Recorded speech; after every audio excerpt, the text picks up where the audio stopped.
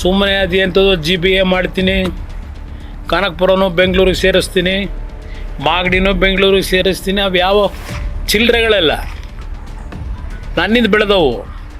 ಏನು ಮಾಡೋನು ಕುಮಾರಸ್ವಾಮಿ ಅಂತಾರೆ, ಏನು ಕೊಟ್ಟವನೇ ಕುಮಾರಸ್ವಾಮಿ ಅಂತಾರೆ. ಅವ್ರ ಕಣ್ಣೆದುರಿಗೆ ಅವ್ರ ಕ್ಷೇತ್ರದಲ್ಲಿ ನಾನು ಏನು ಕೆಲಸ ಮಾಡಿದ್ದೀನಿ ಕಣ್ಣೆದುರಿಗಿದೆ ಜನಗಳ ಹತ್ರ. ನನಗೇನು ಅದ್ರ ಬಗ್ಗೆ ಅವರಿಂದ ಯಾರಿಂದಲೂ ಸರ್ಟಿಫಿಕೇಟು ಬೇಕಿಲ್ಲ ನನಗೆ. ಜನ ಇದ್ದಾರೆ, ಅವ್ರು ಕೊಟ್ಕೋತಾರೆ ಮುಂದಕ್ಕೆ. ಮಾತೆತ್ತಿದ್ದಾರೆ ಕುಮಾರಸ್ವಾಮಿ ಮಂಡ್ಯ ಜಿಲ್ಲೆಯಲ್ಲಿ ಕಾರ್ಖಾನೆ ತರಲಿಲ್ಲ, ನಮ್ಮ ತಾಲೂಕಲ್ಲಿ 500 ಎಕರೆ ಕೊಡ್ತೀವಿ, ನಮ್ಮ ತಾಲೂಕು ಬಂದರೆ 300 ಕೊಡ್ತೀವಿ. ಈ ಹೇಳಿಕೆ ಮಾಧ್ಯಮಗಳಲ್ಲಿ ಕೊಡ್ತಾವೆ. ಅದು ಹೆಂಗೆ MLA ಕೊಡೋಕ್ಕಾಯ್ತದೆ? ಭೂಮಿನ ಕೊಡೋಕ್ಕಾಯ್ತದಪ್ಪ MLA? ಎಲ್ಲಿಂದ ತಂದು ಕೊಡ್ತಾರೆ? ನಾನು ಮುಖ್ಯಮಂತ್ರಿಗೆ ಪತ್ರ ಬರೆದೆ. ಇವತ್ತು ಕೇಂದ್ರದಲ್ಲಿ ಯಾವ ರೇರ್ ಅರ್ತ್ ಮ್ಯಾಗ್ನೆಟ್ನ ಪ್ರೊಡಕ್ಷನ್ ಮಾಡಲಿಕ್ಕೆ ಚೈನಾಗೆ ಕಾಂಪೀಟ್ ಮಾಡ್ತಾ ಇದ್ದೀವಿ. ಅದು ನನ್ನ ಕಲ್ಪನೆ 2018ರಲ್ಲೇ ಇಟ್ಟಿದ್ದೆ. 9 ಕಡೆ ಇಂಡಸ್ಟ್ರಿಯಲ್ ಕ್ಲಸ್ಟರ್ ಮಾಡಬೇಕು ಅಂತ. ಈ ಜಿಲ್ಲೆನ ಯಾರ್ಯಾರು ನಿರ್ನಾಮ ಮಾಡಿದ್ರು ಅನ್ನೋದನ್ನ ಮುಂದೆ ಹೇಳ್ತೀನಿ, ಈ ಹೇಳಲ್ಲ.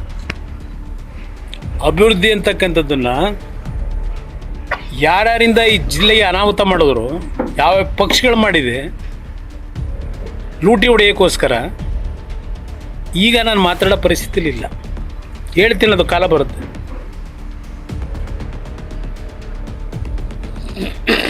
ಇಲ್ಲಿಗೆ ನಾನು ಸ್ಯಾನಿಟರಿ ಎಕ್ವಿಪ್ಮೆಂಟ್ಗಳು ಒಂದು ದೊಡ್ಡ ಇಂಡಸ್ಟ್ರಿಯಲ್ ಹಬ್ ಮಾಡಬೇಕು ಅಂತ ಹೇಳಿ ಆ 9 ಇಂಡಸ್ಟ್ರಿಯಲ್ ಹಬ್ಬಲ್ಲಿ ಹಾಸನಕ್ಕೊಂದು ಕೊಟ್ಟರೆ ನಾನು ಅಧಿಕಾರದಿಂದ ಕಿತ್ತಾಕಿ, ಇಲ್ಲಿ ಫೀಸಿಬಿಲಿಟಿ ಇಲ್ಲ ಅಂತ ಹೇಳಿ ಹಾಸನದಲ್ಲಿ ಅಲ್ಲೆಲ್ಲ ಬೇರೆ ಜಿಲ್ಲೆಗೆ ತಗೊಂಡೋಗ್ಲಿ, ನನ್ನದೇನು ಅಬ್ಜೆಕ್ಷನ್ ಇಲ್ಲ. ಈ ಜಿಲ್ಲೆ ಜನ ಏನು ಅನ್ಯಾಯ ಮಾಡವ್ರೆ? ಏನು ಅನ್ಯಾಯ ಮಾಡೋದು ಈ ಜಿಲ್ಲೆ ಜನ? ನಿಮಗೂ ಓಟ್ ಹಾಕಿಲ್ವಾ? ಇದು ನನಗೆ ನೋವು. ಇವತ್ತು ಏರ್ಪೋರ್ಟು ಬಹುಶಃ ರಾಜ್ಯದಲ್ಲಿ ಬೆಂಗಳೂರು ನಗರ ಹೊರತುಪಡಿಸಿ ಒಂದು ಜಿಲ್ಲಾ ಕೇಂದ್ರದಲ್ಲಿ ಏರ್ಪೋರ್ಟ್ ಆಗಬೇಕಾಗಿದ್ದು ಮೊದಲನೇದು ಹಾಸನದಲ್ಲಿ. ಏನೋ ದೇವೇಗೌಡರ ಒಂದು ದೊಡ್ಡ ವಿಷನ್ ಇಟ್ಟಿದ್ರು. ಆ ಸಂದರ್ಭದಲ್ಲಿ ಗುಲಾಮ್ ನಬಿ ಆಜಾದ್ ಬಹುಶಃ ಸಿವಿಲ್ ಏವಿಯೇಷನ್ ಮಿನಿಸ್ಟ್ರ್ ಇದ್ದರು.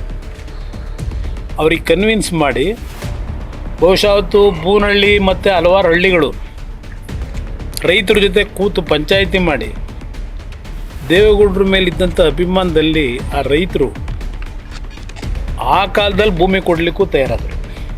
ಆ ಹಳ್ಳಿ ಜನ ದೊಡ್ಡವ್ರಿಗೆ ಇದ್ದಿದ್ದು ಪ್ಯಾಸೆಂಜರ್ದು ಏರ್ಕ್ರಾಫ್ಟ್ ಮಾಡಬೇಕು ಅಂತ ಅಲ್ಲ, ನನ್ನ ರೈತ ಬೆಳೀತಂಗಂಥ ಬೆಳೆ ಏನಿದೆ ಆ ಬೆಳೆಯ ಒಂದು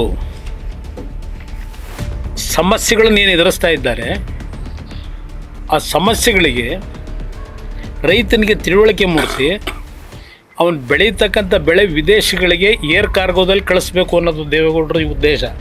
ನನ್ನ ರೈತರನ್ನ ಆರ್ಥಿಕವಾಗಿ ಮೇಲೆ ತರಬೇಕು ಅಂತ. ಏನು ಮಾಡ್ತೀರಿ ಅವರಿಗೆ? ನಂತರ ಅವರು 65 ವರ್ಷದ ರಾಜಕೀಯ ಜೀವನದಲ್ಲಿ ಅನುಭವಿಸಿದ ಅಧಿಕಾರ ಅಂತೇಳಿ 4 ವರ್ಷ 5 ವರ್ಷ ಅನುಭವಿಸೋರಷ್ಟೆ. ಅದನ್ನು ನಡೆಯೋಕೆ ನಡೆಸೋಕೆ ಬಿಡಲಿಲ್ಲ ಆ ದಿನಗಳಲ್ಲಿ.